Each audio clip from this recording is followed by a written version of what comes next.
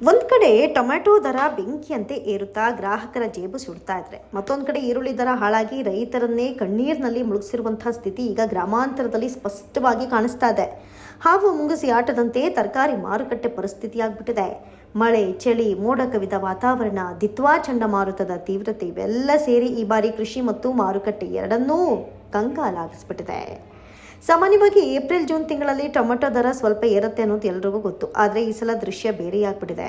2 ವಾರಗಳ ಹಿಂದೆಯಷ್ಟೇ 14 kg box ಸಗಟು ಬೆಲೆ 400 ರೂಪಾಯಿ ಇತ್ತು. ಮಳೆ ಮತ್ತು ಚಳಿಯಿಂದ ಬೆಳೆ ದೊಡ್ಡ ಮಟ್ಟಕ್ಕೆ ಹಾನಿಯಾಗಿದ್ದರಿಂದ ಈಗ ದರ ಜಿಗಿತ ಅಬ್ಬರಿಸ್ತಾ ಇದೆ. ಮಾರುಕಟ್ಟೆಯಲ್ಲಿ ಕೆಜಿ 50ರಿಂದ ಟೊಮೆಟೊ ಈಗ 90 ರೂಪಾಯಿಗೆ ನಿಂತುಬಿಟ್ಟಿದೆ. ಜಿಟಿ ಮಳೆಯಿಂದಾಗಿ ಸ್ಥಳೀಯ ಸೊಪ್ಪು ತರಕಾರಿಗಳ ಗುಣಮಟ್ಟ ಕುಸಿದ್ರೂ ಬೆಲೆ ಮಾತ್ರ ಕುಸಿಯದೆ ವಿರುದ್ಧವಾಗಿ ಏರಿದೆ. ಪೂರೈಕೆ ಕಡಿಮೆಯಾದಾಗ ದರ ಏರೋದು ಸಾಮಾನ್ಯ. ಆದರೆ ಈ ಬಾರಿ ಪ್ರಕೃತಿ ಹೊಡೆತದ ಪರಿಣಾಮ ಬೆಲೆ ಹದಗೆಟ್ಟಿರೋದು ಗ್ರಾಹಕರಿಗೆ ಗೋಚರಿಸ್ತಾ ಇದೆ. ಅದೇ ಸಮಯದಲ್ಲಿ ಈರುಳ್ಳಿ ಮಾರುಕಟ್ಟೆಯಲ್ಲಿ ಚಿತ್ರಣ ಸಂಪೂರ್ಣ ಉಲ್ಟಾಗಿದೆ. ಬೆಳೆ ಏನೋ ಬಂದಿದೆ, ಆದರೆ ದರ ಕುಸಿದಿದೆ. ರಾಯಚೂರು ಸೇರಿದಂತೆ ಬಿಸಿಲ ನಾಡಿನ ಹಲವು ಜಿಲ್ಲೆಗಳಲ್ಲಿ ಈಗ ರೈತರು ಉತ್ಪಾದಿಸಿದ್ದ ಈರುಳ್ಳಿಯನ್ನ ಮಾರುಕಟ್ಟೆಗೆ ತರುವ ಸ್ಥಿತಿಯೇ ಇಲ್ಲ. ಬೇಸರಗೊಂಡಿರೋ ರೈತರು ಟ್ರ್ಯಾಕ್ಟರ್, ರೋಟವೇಟರ್ ಓಡಿಸಿ ತಮ್ಮ ಬೆಳೆಯನ್ನ ತಾವೇ ಹೊಲದಲ್ಲಿ ನಾಶ ಮಾಡಬೇಕಾದ ದುಸ್ಥಿತಿ ಎದುರಾಗಿದೆ. 70ರಿಂದ 80 ಸಾವಿರ ರೂಪಾಯಿ ಎಕರೆಗೆ ಖರ್ಚು ಮಾಡಿದ ರೈತರ ಕೈಗೆ ಕ್ವಿಂಟಲ್ಗೆ 500ರಿಂದ 800 ರೂಪಾಯಿ ಮಾತ್ರ. ಕೂಲಿ, ಸಾಗಾಟ, ಮಾರುಕಟ್ಟೆ ವೆಚ್ಚಗಳನ್ನೇ ತೀರಿಸಲಾಗದ ದರ ಬಂದಿದೆ. ಜನರಿಗೆ 10ರಿಂದ 15 ರೂಪಾಯಿ ಕೆಜಿಗೆ ಈರುಳ್ಳಿ ಸಿಗ್ತಾ ಇದೆ ಅಂದರೆ ಗ್ರಾಹಕರಿಗೆ ಸುಖ. ಆದರೆ ಆ ಬೆಲೆ ರೈತರ ಮನಸ್ಸಿಗೆ ಬೆಂಕಿಯ ದೀಪ.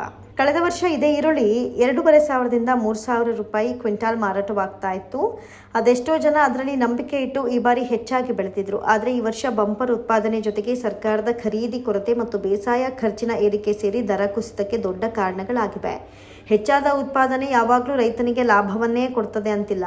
ಸರಿಯಾದ ಮಾರುಕಟ್ಟೆ ವ್ಯವಸ್ಥೆ ಇಲ್ಲದಿದ್ದರೆ ಅದು ನಷ್ಟದ ಬಾವಿಯನ್ನೇ ತೋರಿಸುತ್ತೆ ಅನ್ನೋದಕ್ಕೆ ಇದು ಜೀವಂತ ಸಾಕ್ಷಿ. ಟೊಮೆಟೊ ಯಾಕೆ ದುಬಾರಿ ಆಯಿತು ಅಂತ ನೋಡೋದಾದ್ರೆ, ಮಳೆ, ಹವಾಮಾನ ಬದಲಾವಣೆಯಿಂದ ಬೆಳೆ ಹಾನಿಯಾಗಿದೆ. ಇದರಿಂದ ಸಹಜವಾಗಿ ಪೂರೈಕೆ ಕಡಿಮೆಯಾಗಿದೆ. ಇದರ ಪರಿಣಾಮ ಮುಂದಿನ ಕೆಲವು ವಾರಗಳವರೆಗೂ ಟೊಮೆಟೊ ಬೆಲೆ ಹೆಚ್ಚಿನ ಮಟ್ಟದಲ್ಲಿ ಇರೋ ಸಾಧ್ಯತೆ ಇದೆ.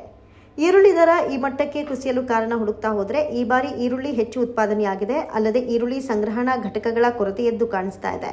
ಸರ್ಕಾರದ ಖರೀದಿ ವಿಳಂಬವಾಗಿದೆ. ಜೊತೆಗೆ ರೈತರಿಗಿರುವ ಸಾಗಾಟ, ಮಾರುಕಟ್ಟೆ ವೆಚ್ಚ ಹೆಚ್ಚಾಗಿದೆ. ಒಟ್ಟಾರೆ ಈರುಳ್ಳಿಯ ವಿಷಯದಲ್ಲಿ ಮುಂದಿನ 2 ತಿಂಗಳಲ್ಲಿ ಮಳೆ, ಚಳಿ ಕಡಿಮೆಯಾಗಿ ಹೊಸ ಮಾರುಕಟ್ಟೆ ಡಿಮ್ಯಾಂಡ್ ಬಂದರೆ ಮಾತ್ರ ದರ ಸ್ವಲ್ಪ ಏರೋ ಸಾಧ್ಯತೆ ಇದೆ. ಆದರೆ ಈ ಕ್ಷಣಕ್ಕೆ ದರ ರೈತರನ್ನ ನೆಲಸಮ ಮಾಡಿದೆ ಅನ್ನೋದೇ ಕಹಿ ಸತ್ಯ. ಇಂತಹ ಪರಿಸ್ಥಿತಿಯಲ್ಲಿ ಸರ್ಕಾರ ತಕ್ಷಣ ಮಧ್ಯಪ್ರವೇಶಿಸಿ ಬೆಂಬಲ ದರದಲ್ಲಿ ಈರುಳ್ಳಿ ಖರೀದಿ ಮಾಡಬೇಕು. ಶಾಶ್ವತ ಕೋಲ್ಡ್ ಸ್ಟೋರೇಜ್, ಗೋದಾಮು, ಸಂಗ್ರಹಣಾ ಕೇಂದ್ರಗಳ ಮೇಲೆ ಹೂಡಿಕೆ ಮಾಡಬೇಕು. ಸಾರಿಗೆ ಮತ್ತು ಮಾರುಕಟ್ಟೆ ಶುಲ್ಕದ ರಿಯಾಯಿತಿ ಕೊಡಬೇಕು ಮತ್ತು ಪರಿಹಾರ ಬೆಳೆ ವಿಮಾ ವ್ಯವಸ್ಥೆಗೆ ಬಲ ಕೊಡಬೇಕು. ಸದ್ಯಕ್ಕೆ ಇದು ರೈತರಿಗೂ ವ್ಯಾಪಾರಿಗಳಿಗೂ ಲಾಭ ಕೊಡದ ಸಮಯವಾಗಿದೆ. ಗ್ರಾಹಕರಿಗೂ ಟೊಮ್ಯಾಟೊ ಬೆಲೆ ಆಘಾತ ನೀಡಿದೆ. ಹವಾಮಾನ, ಮಾರುಕಟ್ಟೆ, ಸರ್ಕಾರಿ ನೀತಿ ಎಲ್ಲವೂ ಸೇರಿ ಅಂತಿಮವಾಗಿ ಹೊಡೆತ ಬಿದ್ದಿರೋದು ರೈತರ ತಲೆ ಮೇಲೆಯೇ.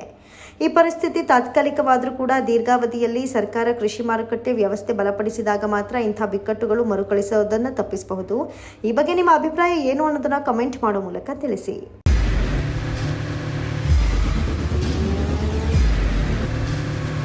ಪ್ರಜಾಮಾರ್ಗ ನ್ಯೂಸ್, ಇದು ಜನಸಾಮಾನ್ಯರ ಧ್ವನಿ. ನಮಸ್ಕಾರ. ನೀವು ನೋಡ್ತಾ ಇದ್ದೀರಾ ಪ್ರಜಾಮಾರ್ಗ ನ್ಯೂಸ್. ರಾಷ್ಟ್ರದ, ರಾಜ್ಯದ, ರಾಜಕೀಯದ ಬಗ್ಗೆ ಹೆಚ್ಚಿನ ಸಿನಿಮಾ ಅಪ್ಡೇಟ್ಗಳಿಗಾಗಿ ಫಸ್ಟ್ ಲೈಕ್ ಮಾಡಿ, ಸಬ್ಸ್ಕ್ರೈಬ್ ಆಗಿ, ಹಾಗೆ ಫಾಲೋ ಕೂಡ ಮಾಡಬೇಕು.